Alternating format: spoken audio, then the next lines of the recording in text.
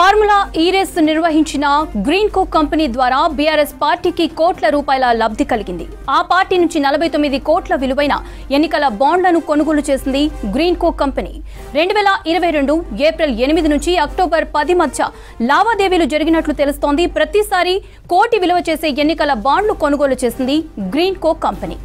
ఈ రేసుకు సంబంధించిన చర్చలు మొదలైనప్పటి నుండే వ్యవహారాలు జరిగినట్లు సమాచారం. గ్రీన్కో దాని అనుబంధ సంస్థలు 41 సార్లు బీఆర్ఎస్ నుంచి ఎన్నికల బాండ్లు కొనుగోలు చేశాయి. ఫార్ములా ఈ రేస్ నిర్వహించిన గ్రీన్కో కంపెనీ ద్వారా బీఆర్ఎస్ పార్టీకి కోట్ల రూపాయల లబ్ధి కలిగింది. ఆ పార్టీ నుంచి 49 కోట్ల విలువైన ఎన్నికల బాండ్లను కొనుగోలు చేసింది గ్రీన్కో కంపెనీ.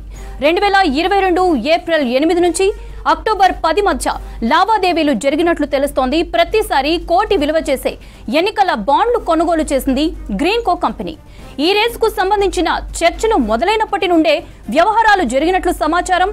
గ్రీన్కో దాని అనుబంధ సంస్థలు 41 సార్లు బీఆర్ఎస్ నుంచి ఎన్నికల బాండ్లు కొనుగోలు చేశాయి. ఫార్ములా ఈ రేస్ నిర్వహించిన గ్రీన్కో కంపెనీ ద్వారా బీఆర్ఎస్ పార్టీకి కోట్ల రూపాయల లబ్ధి కలిగింది. ఆ పార్టీ నుంచి 49 కోట్ల విలువైన ఎన్నికల బాండ్లను కొనుగోలు చేసింది గ్రీన్కో కంపెనీ. 2022 ఏప్రిల్ 8 నుంచి అక్టోబర్ 10 మధ్య లావాదేవీలు జరిగినట్లు తెలుస్తోంది. ప్రతిసారి కోటి విలువ చేసే ఎన్నికల బాండ్లు కొనుగోలు చేసింది గ్రీన్కో కంపెనీ. ఈ రేసుకు సంబంధించిన చర్చలు మొదలైనప్పటి నుండే వ్యవహారాలు జరిగినట్లు సమాచారం. గ్రీన్కో దాని అనుబంధ సంస్థలు 41 సార్లు బీఆర్ఎస్ నుంచి ఎన్నికల బాండ్లు కొనుగోలు చేశాయి. రైట్, దీనికి సంబంధించి మరిన్ని అప్డేట్స్ షరీఫ్ లైవ్ లో అందిస్తారు. షరీఫ్, డీటెయిల్స్ ఏంటి? మరొక అప్డేట్ ఫార్ములా ఈ కార్ రేసుకు సంబంధించి బయటకు వచ్చింది. దానిపైన కాంగ్రెస్ పార్టీ చాలా సీరియస్గా స్టాండ్ తీసుకుంది. ఇందులో క్విట్ ప్రోకో జరిగిందనేది చెప్పడానికి ఇదే నిదర్శనం అనేటువంటి విషయాన్ని కూడా కాంగ్రెస్ పార్టీ చాలా స్పష్టంగా చెప్తోంది. కొద్దిసేపటి క్రితమే దేవరకద్ర ఎమ్మెల్యే మధుసూదన్ రెడ్డి కూడా మీడియాతో మాట్లాడుతూ అదే అంశాన్ని చెప్పారు. దాదాపు ఒప్పందం ఉంది కాబట్టి గ్రీన్కోకి అప్పటి బీఆర్ఎస్ ప్రభుత్వానికి చీకటి ఒప్పందం ఉంది కాబట్టి ఒప్పందంలో భాగంగానే క్విట్ ప్రోకో జరిగింది. మేము ఎన్నికల బాండ్లు మీకు సమర్పిస్తాం, మీరు ఫార్ములా ఈ రేసు నిర్వహించాలి, అంటే ఫార్ములా ఈ నిర్వహించిన తర్వాత ఎన్నికల బాండ్లు తీసుకుంటాం, ఈ రకంగా అనేటువంటి ఒక ఒప్పందం జరిగింది. ఇది చీకటి ఒప్పందం జరిగింది అనేటువంటి విషయాన్ని కాంగ్రెస్ పార్టీ చెప్తోంది. ఈ ఎపిసోడ్ పక్కన పెడితే కనుక దీనిపైన ఇప్పటికే ఎన్ఫోర్స్మెంట్ డైరెక్టరేట్ అధికారులు కేసుని నమోదు చేశారు. ఏసీబీ అధికారులు నమోదు చేసినటువంటి ఎఫ్ఐఆర్ ఆధారంగా, అందులో ఉన్నటువంటి డీటెయిల్స్ ఆధారంగా మరొక ఎన్ఫోర్స్మెంట్ డైరెక్టరేట్ అధికారులు కేసుని నమోదు చేశారు. ఫారెన్ ఎక్స్చేంజ్ మేనేజ్మెంట్ యాక్ట్ కింద ఆ కేసును నమోదు చేసి ఈసీఆర్ నమోదు చేసి ఒకవైపు దర్యాప్తు కొనసాగుతోంది. ఇప్పుడు ఇదే అంశం చాలా కీలకంగా ఈడీ భావించే అవకాశాలు ఉన్నాయనేటువంటి ఒక అభిప్రాయం కూడా వ్యక్తమవుతుంది. అదే చర్చ పార్టీలో కూడా జరుగుతుంది. లీగల్ ఎక్స్పర్ట్స్ కూడా అదే చెప్తున్నారు.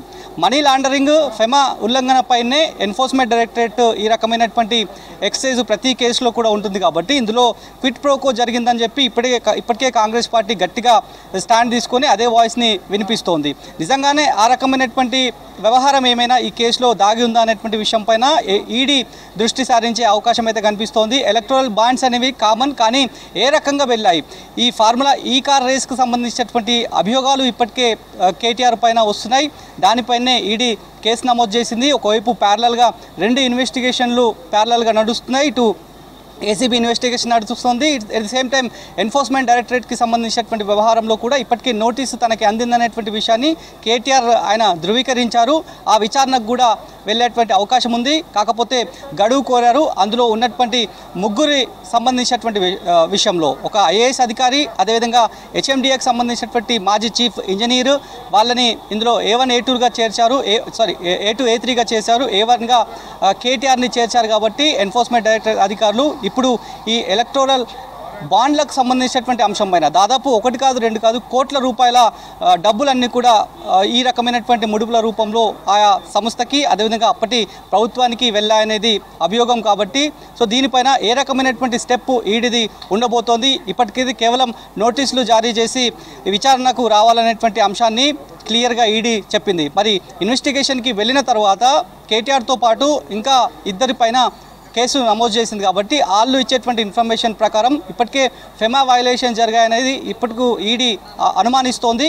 దాంట్లో భాగంగానే ఈ 3 త్రైపాక్షిక ఒప్పందానికి సంబంధించి ఎఫ్ఈఓ ఎక్కడైతే సంస్థ ఉందో దాంతోపాటు ఇప్పుడు ఎలక్టోరల్ బాండ్ల వ్యవహారంలో గ్రీన్కో అప్పటి ఈ కార్ రేస్కి సంబంధించి స్పాన్సర్గా ఉంది. సో కొన్ని పనులు కూడా చేసింది. ఆ తర్వాత ఈ ఎంటైర్ ఎపిసోడ్కి సంబంధించి ఆ పాత్ర కూడా ఉందనేది ఇప్పుడు స్పష్టమైంది. కాబట్టి ఇటు ఎఫ్ఈఓకి సంబంధించి కావచ్చు, గ్రీన్కో, అదేవిధంగా ఎంఏయుడి, దాంతోపాటు హెచ్ఎండిఏ ఈ అన్ని సంబంధించినటువంటి వ్యవహారంలోనే డబ్బుల వ్యవహారం ఎట్లా వెళ్ళింది, నిజంగానే ఫెమాని వీళ్ళు వైలేట్ చేశారా, ఎఫ్ఈఓ అనేది ఫారెన్ కంపెనీ, మరి దానికి ఏ రకంగా డబ్బులన్నీ కూడా వెళ్ళాయి, ప్రాపర్ వేలోనే వెళ్ళాయా, ఫెమా వైలేషన్స్ ఏమైనా జరిగాయా, లేదంటే క్విట్ ప్రోకో ఏమైనా ఎలక్టోరల్ బాండ్ల వ్యవహారం తెర మీదకి వచ్చింది కాబట్టి క్విట్ ప్రోకో ఏమైనా ఇందులో దాగి ఉందా అనేటువంటి విషయాలపైన ఈడీ చాలా సీరియస్గా దీనిపైన తీసుకునే అవకాశం ఉన్నట్లుగా లీగల్ ఎక్స్పర్ట్స్ చెప్తున్నటువంటి విషయం తెలుస్తోంది. సో పూర్తి స్థాయిలో ఏ రకమైనటువంటి ఎక్సర్సైజ్ నెక్స్ట్ ఈడీకి సంబంధించి ఉంటుందో చూడాలి.